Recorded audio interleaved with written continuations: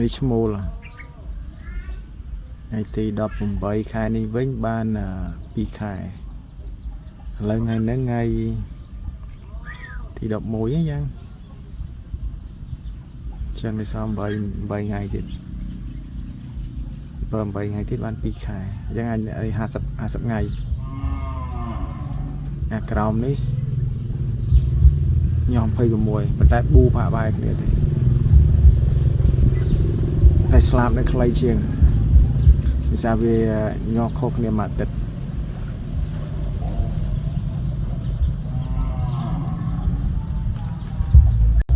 នេះមេវានេះមេវាផែនប៉ុណ្ណឹងខ្វះតែបាអេមតាមកដាក់បាអេមនេះកប់សេរីរីបានហើយណែ